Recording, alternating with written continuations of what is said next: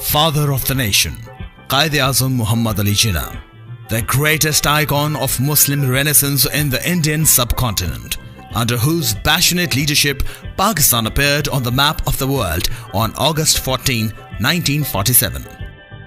This great visionary leader who left his indelible impressions on the political horizons of the 20th century was born on December 25, 1876 at Wazir Mansion, located inside the Karachi neighborhood of Karachi.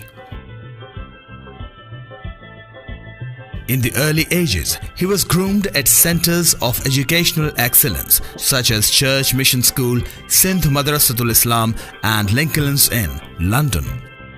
Trading along the winding tracks of politics while moving forward on the bright path of awareness and wisdom, this trailblazer of the Indian Muslims brought them home with the help of his leadership skills, unity, faith and discipline. He led his nation to its destiny where the shadows of servitudes were retreating, giving way to a bright dawn of independence. The resolution of Pakistan in 1940 was the pinnacle of the struggle, made by the Muslims of India with Mahomedali Jinnah as their leader, who instilled a steely determination and a growing passion in them, for almost 3 decades. Now the journey of independence had reached a point where the Iqbal's dream of Pakistan was soon to be realized.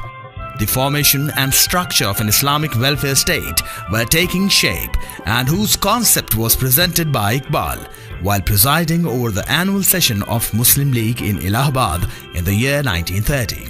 From there on, the struggle for the creation of Pakistan gained momentum for the next 7 years.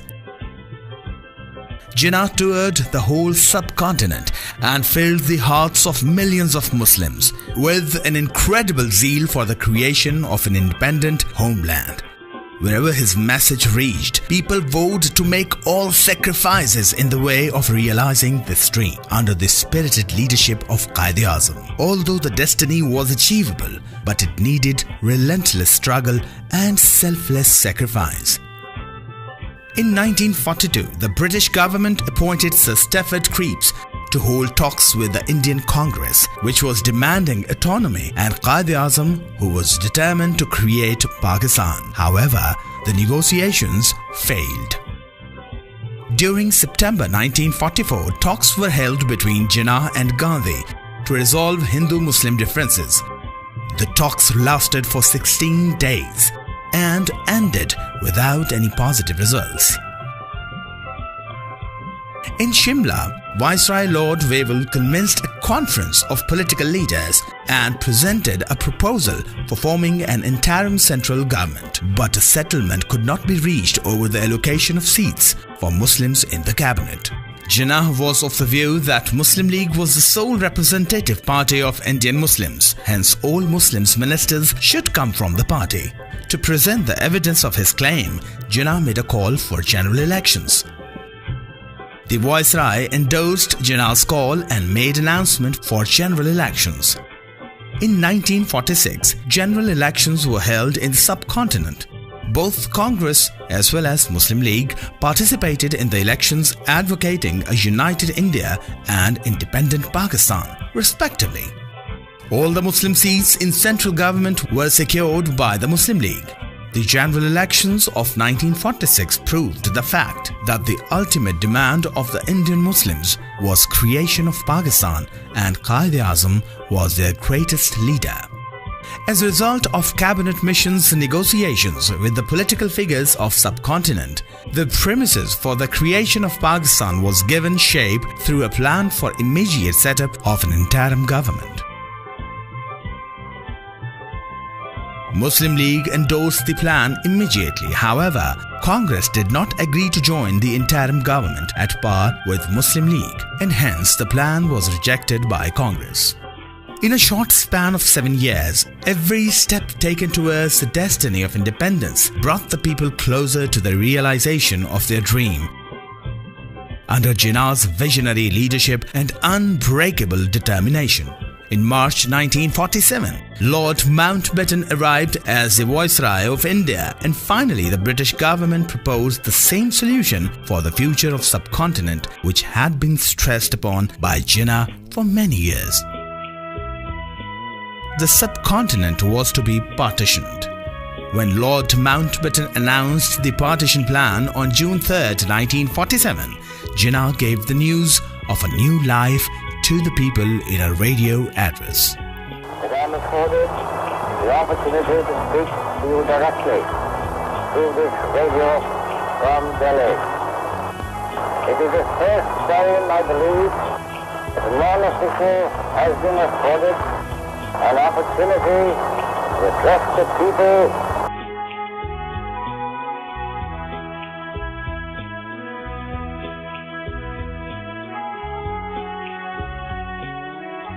On August 7, 1947, after decades of political and legal struggle, Jinnah set his foot in Pakistan.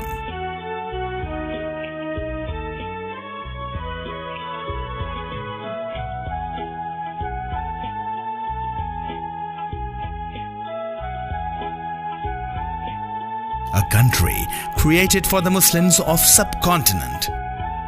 People swarmed to welcome their beloved leader.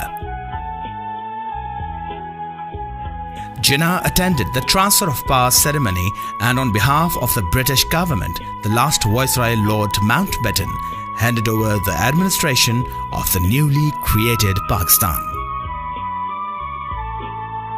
As Pakistan's head of state, Jinnah expressed gratitude and was greeted by a cheering crowd, waiting to catch a glimpse of their great leader outside the assembly building.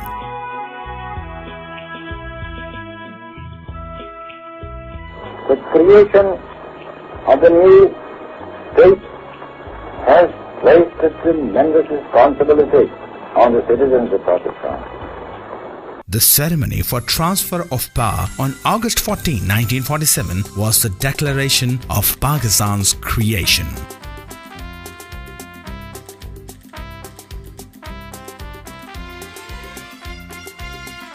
On August 15, 1947, oath-taking ceremony for government representatives of the new and independent state of Pakistan was held.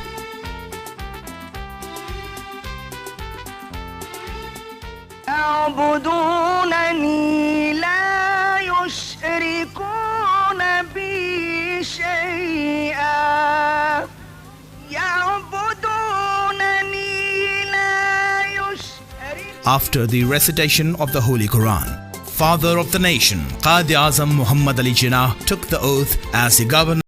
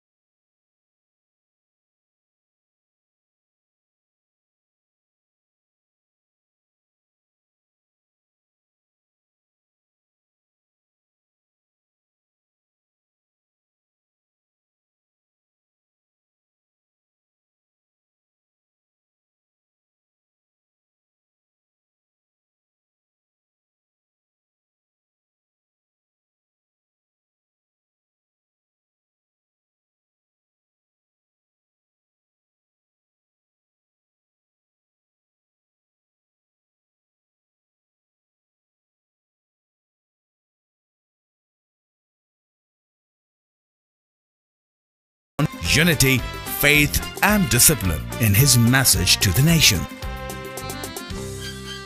Due to some unwise decisions made by the Demarcation Commission created for the partition of subcontinent, religious violence erupted once again and mass killings took place. Hundreds of thousands of hapless Muslim migrants reached Pakistan in the form of caravans by train or on foot. For a newly formed state, relief and resettlement of such huge numbers of migrants was a daunting challenge, unfathomable in today's age. However, Quaid-i-Azam showed extraordinary determination and courage to handle this crisis. He visited the immigrants' camps in Karachi and Lahore.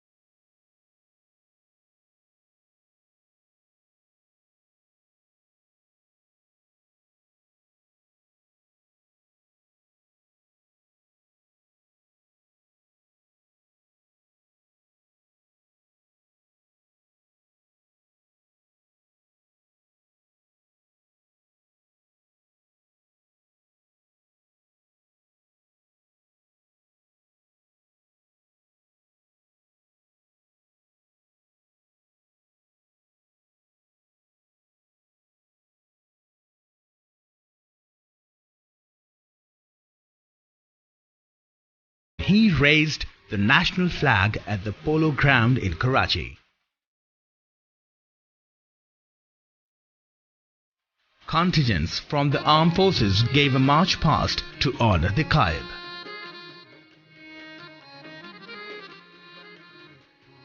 Quaid-i-Azam wished to see Pakistan as a strong nation upon which no enemy could cast an evil eye. This exceptional leader was loved by everyone in his nation, and he was a source of inspiration for the young and old. His life was the story of relentless struggle and had a happy ending marked with great success. After the creation of Pakistan, he didn't merely administer the state affairs from the capital city of Karachi, but made himself present wherever required. Over time, his constant engagements and hectic routine kept damaging his health. Although the passion he had to put his country on track for growth and development was so immense that continued to toil more than he could bear. He remained in touch with the general public constantly while also discharging his official duties. He himself was the personification of his principles of hard work and excellence, which he advised to the nation also.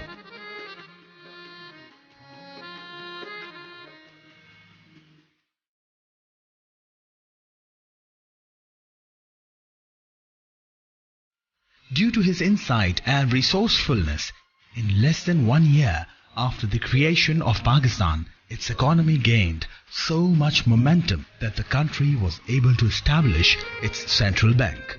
State Bank of Pakistan was inaugurated by Quaid-i-Azam on July 1st, 1948. In his speech, the Quaid said, "The economic system of the West has created unthinkable problems for humanity. We must present a model economic system based on genuine Islamic concepts of equality and social justice. By implementing such a model, we shall be fulfilling our duty as Muslims, while sending out a message of peace to the world, and only that can save humanity from the horrors of the wars. It will be a symbol of prosperity for the mankind." The Quaid inaugurated the state bank by unlocking its front door. This was the last time he attended a public gathering. His health was rapidly deteriorating, and doctors advised him complete rest and a change of environment.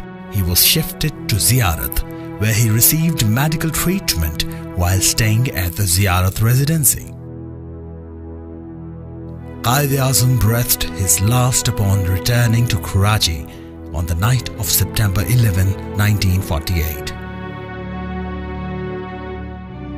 The whole nation mourned the death of its greatest leader, and huge number of people attended the funeral of their Qaid, who gave life to their dream of independence.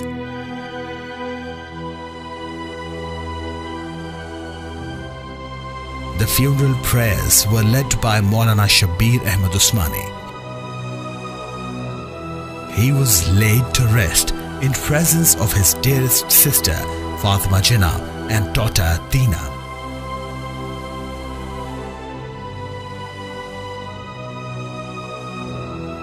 A group of soldiers from Pakistan Army paid respect to the founder of the nation.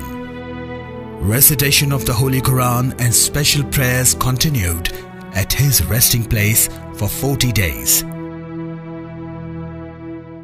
A magnificent mausoleum has been built above the resting place. Every day, especially on national holidays, including Quaid-i-Azam's birth and death anniversary, the mausoleum is visited by large crowds who pray for his eternal peace and renew their pledge of making Pakistan progress and prosper.